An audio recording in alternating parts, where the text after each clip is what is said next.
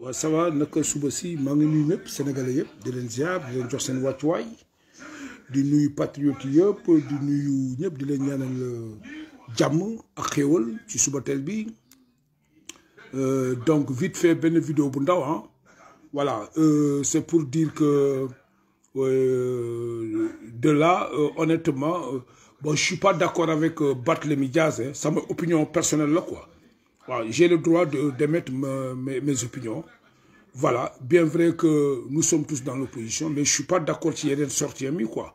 C'est-à-dire, nous ne wax contre le découpage, ok, nous ne wax contre le découpage, mais quant à aller jusqu'à dire qu'il n'existe pas d'opposition au Sénégal, amul opposition à Fofou, mais c'est pas vrai, je suis pas d'accord, quoi.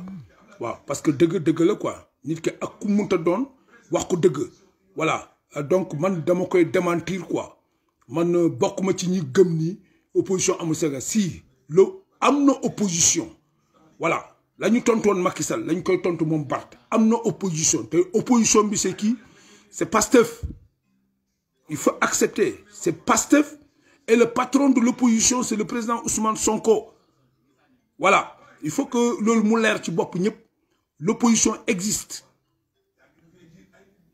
Voilà, c'est Pastef et le patron de l'opposition, c'est Ousmane Sonko. Il faut que nous l'air qui bok ñep. Wow, c'est-à-dire il faut savoir communiquer quoi aussi. Amé une communication yo xamné aussi tamit yo so amé fit taxaw wax ko ñin ñi am fit tontu la quoi. Voilà, c'est-à-dire il faut que nga xam li ngay wax. Mais opposition amna, on s'oppose. Voilà. L'opposition c'est Pastef. Les patriotes et le patron de l'opposition, il s'appelle le président Ousmane Sonko.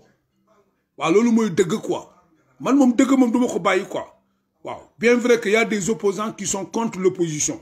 Bo waxna fofu waxna deug amna quoi. Mais quant à dire qu'il n'y a pas d'opposition au Sénégal ou bien à Dakar, c'est pas vrai. Fofu je démente, je suis en parfait désaccord avec Barthélémy Diaz. Opposition amna Sénégal, ça existe. Le parti de l'opposition au Sénégal, le mieux implanté, voilà, il s'appelle Pastef. Et le patron de l'opposition, c'est Ousmane Sonko. C'est ça quoi. Yalla moko def ken munu ci dara quoi. Légui, mouna am problème ci découpage à Dakar. On le comprend quoi. Voilà, ça c'est le combat de tout citoyen. Voilà, ñi xex. OK?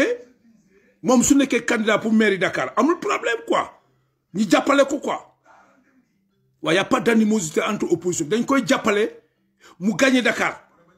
Mais nak bu mu taxaw wax amul opposition. Non non non, koku wax bobu du wax bu rafet. Du wax buy défar. Waaw, wax la bo xamné day andi ay problème quoi, comme ñun ñi nga xamné ñun duñu accepter yenn wax yi hein. Waaw. Voilà, parce que ku nekk da nga joxe sa opinion. Ku mu neex na nga accepter lu mu wax. Man je ne le reconnais pas. Et il existe une opposition forte au Sénégal et à Dakar. Ce parti s'appelle Pastef. Et le patron de l'opposition, c'est le président Ousmane Sonko. Voilà. Légui nak combat bi contre découpage pour gagner mairie Dakar pour opposition bi gagner ko. Voilà, koku waxtan la ci biir ñu tok xol naka lañu tojé suñu bop janax mom su nekké candidat ñi jappalé ko. Point barre. Jeex na lolu rek mo fi nek. Nous sommes en politique. Ñi jappalé ko. Yeah. Lolu la quoi. Du jëné dara ci les qualités la popularité de Pastef et la place que Pastef occupe. Mon Bart gis na wër koor bi yépp ñi ngi ci massification di joxé ay ndogu di nek sur le terrain chaque jour c'est des cellules qui se montent à Dakar partout au Sénégal bo xayma 50 cellules ñoy monter. Waaw ñu ngi toj Touba rajaxe ko ñeu dugg Dakar tassaré ko dugg ci Allah bi jaxassé ko fi mu ne nii ak continuer len patriote. Voilà, nous sommes sur la bonne voie. OK? Donc nañu continuer massification bi, continuer wax sensibiliser les jeunes les primo-votants. Ñi dem inscrire wuti sen carte d'identité, jël sen carte électeur, muy das fananal ñi ngembu jakarlok Macky Sall won ko ni opposition mi ngi fi. You know? Waaw lolu moy wax ji. Waaw. Donc loolu laa amoon li ma ci andi ci vidéo bu gàtt bi tout de suite waaw parce que mënuñu aussi nekk un parti politique ba pare ay nit di wax te duñ leen tontu mun ta nekk dégg naa yeneen patriotes yi di jënd naan non duñu tontuwante non nous sommes en politique nous sommes en politique et en politique tous les coups sont permis il faut patriote yi xam ko waa Pastef non nekkuñu fii di tontuwante ak ñooñu man je ne m'inscris pas dans ce contexte man ci opposition la nekk bataille de communication bi dama koy xeex gagné ko loolu laa xam man politique loolu laa musa xam même jamono bi nga xam ne nous étions les pipis du parti socialiste attention man fu ma juddoo màggee fa yaroo fa c'est l'école du parti c'était l'école du parti socialiste mooy Bignona c'est Bignona c'est le département de Bignona ñun lu ñu xam ci formation politique mooy œil pour œil, dent pour dent, coûte que c'est payé par coûte que. Ku jënd communiquer nga tontu ko. Loolu mooy politique. Way nekkuñu fii di tontuwante ay non di daggasante non politique la dañuy tontuwante ba mu saf sap entre ñun opposition bi ak pouvoir bi ak ñun ak yeneen opposants yoo xam ne dañuy jënd di sandi ay xeer parce que ils sont très mal placés parce que dañuy am jalousie ci parti bi Pastef ou bien ci Ousmane Sonko c'est-à-dire soit tu t'opposes ou bien tu te casses quoi man loolu mooy sama philosophie quoi dëgg naa nag ay sorties way da baax non na kii fii c'est-à-dire tontonte amu fii non politique la ñu nekk ku ñemewul li ngay def tu te casses quoi tu disparais man ganaaru kenn nanu ma quoi je fais la politique te ñoom pouvoir bi xam nañu man je fais la politique parce que man ku jënd militant APR bu tuuti bu jënd wax rek ma tontu ko waaye en opposant contre l'opposition bu jënd wax ma tontu ko loolu mooy politique man xaw ma leneen luy politique ou bien ngeen wax ma leneen quoi yéen patriotes yi je ne vous comprends pas waaw ban façon politique ngeen bëgg a teg da ngeen bëgg ñu ne que politique bu muuma quoi mais cela n'empêche pas que parti bi ñu ngi koy massifier sur le terrain cela n'empêche pas que le parti mu ngi monter ay cellules Pastef mi ngi ci massification yu dëgër Pastef ñi ngi monter ay cellules dégg ngeen ñi ci wax suba ngoon guddi bëccëg di ci communiquer man li ma ci wax du jeex dem leen ci archive yi samay vidéo dugg leen sama page Dabakh Malick massification lay wax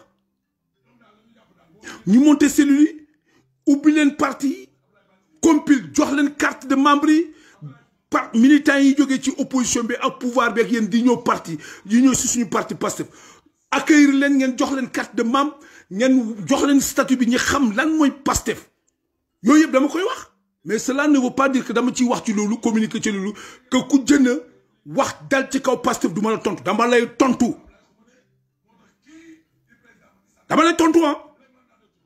danaa la tontu ba fu tontu em et puis tontu yi saf sap et j'assume kooku dama koy assumer quoi man kenn mënu ma intimider pour way non dugguma ci yooyu quoi voilà ku bëgg nag laaj ma ku ci àndul nga woo ma nga laaj ma lu tax nga tontu ma wax la lu tax ma tontu nous sommes en politique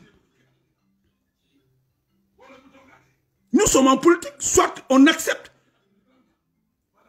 d'encaisser les coups mais et de riposter farouchement c'est ça la politique ñoom loolu la ñuy def ñoom ñu ngi ñuy attaquer de tout bord ñu ngi ñuy diaboliser de tout bord am na des traites comme ay ñoom bàyyi ba ma bañkat bàyyi laa mu naan bëgg a bàyyi des gens qui sortent là pour raconter des sottises là sur le parti et sur notre leader ngeen bëgg kenn du ko tontu ñi ko bàyyi noonu mu dem qui ne dit rien constant voilà qui ne dit rien valide man je ne valide pas ces conneries là quoi je suis un opposant dama gëm Pastef kenn gënuma bëgg Pastef kenn gënuma gëm Pastef te kenn du ma wax nu may politiquer nañ def attention quoi kenn du ma wax nu may politiquer parce que kenn dàquma ci politique ci yéen kenn du ma jàngal ñuy politiquer ñun on a rampé nous étions les pipis du parti socialiste les benjamins du parti socialiste ba ñu jaar fa la ñu màggee à l'école du parti à Bignona on connaît très bien ce que c'est la politique l'histoire du Sénégal dañ ko maîtriser dañ ko xam quoi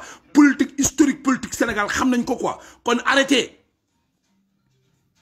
soo leen dul assumer seen responsabilité ngeen noppi Bah oui. Nous devons assumer, man bokk na ci ñi assumer cette responsabilité de xeex contre le pouvoir bi, de xeex contre certains opposants yoo xam ne ils s'opposent contre l'opposition. Des gens de l'opposition qui sont jaloux parce que Pastef a occupé le terrain, parce que Pastef c'est le premier parti, parce que Ousmane Sonko est l'opposant numéro 1. Amna ci politique.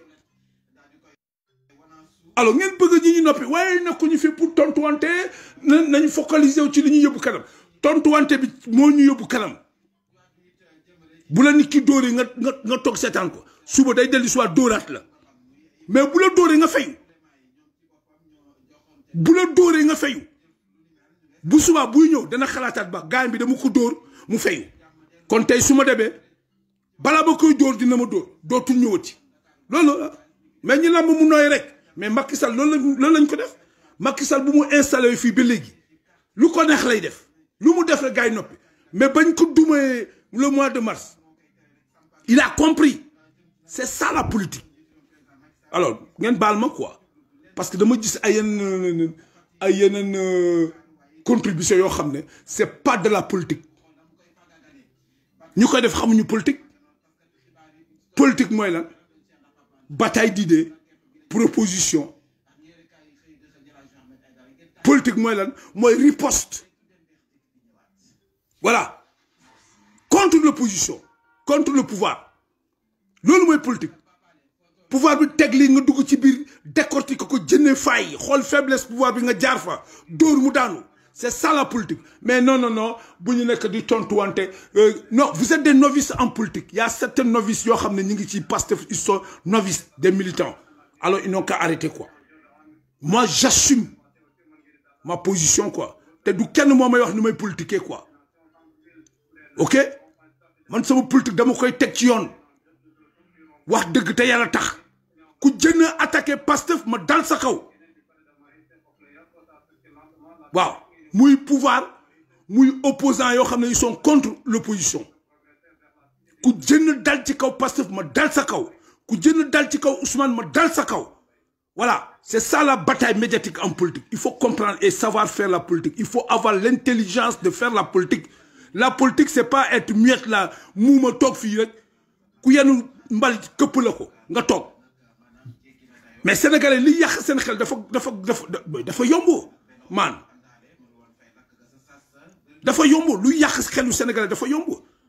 Tay xolal diabolisation bi ñu nek di technique ngeen ne kenn du wax système bi ñi fa nek ñi bëri ñu nek toute la composante de la population sénégalaise dans leen di fekk ci biir système bi ils sont dedans. Voilà, donc nous faisons face à ce système là et nous sommes en train de combattre le système, donc il faut accepter, c'est tout. Foofu la maa ngi leen sant di leen gërëm di leen ziar di leen jox wàccuwaay du ma yàgg ci live bi vidéo bu gàtt la rek c'est pour wax ak suma mbokk patriotes yi pour ñi xam ak sympathisants ñi xam lan mooy politique. Politique du noppi ne pat muuma Ousmane Sonko bu noppi yoon ne pat sénégalais duñ ko xam duñu xam projet bi sénégalais duñ ko estimer ba mu egsi fii en 6 ans Pastef écrasé toutes les autres parties de l'opposition. Ousmane Sonko bu noppi yoon sénégalais Pastef du am loolu. Waaw ngeen bëgg na non ñi bu ñu tontuwante bu leen tontu bu leen dagasante dañuy tontuwante ba mu saf ak pouvoir bi tontuwante ak ba mu saf ak yeneen opposants yu opposé contre l'opposition par simple jalousie parce que Pastef mooy parti de l'opposition bu fi nekk et le patron de l'opposition c'est Ousmane Sonko, c'est de la haine, de la jalousie. Danañu tontuwante ak ñoom ba mu saf sap dagasante ak ñoom ba mu saf sap ba ñu xam ne en face eux ils ont des politiciens comme eux. En termes de communication, en termes de riposte, mais beaucoup en termes de stratégique et à la façon de faire la politique. Nous, on fait la politique autrement, mais là, bataille communication, moi, douma ko may kenn. Douma ko may kenn quoi. Te kenn douma wax man nak lay wara taxawé pour politique quoi. Suma connexion la jël, risquer suma life, jël suma connexion, kenn jox ma fait suma connexion. Je prends mon temps, suma xeyul mangi man ñaari programme la am, suma xeyul liggéey mangi ci Pastef. Point final. Alors que les gens arrêtent quoi. C'est tout. Chacun n'a qu'à assumer sa position quoi. Voilà.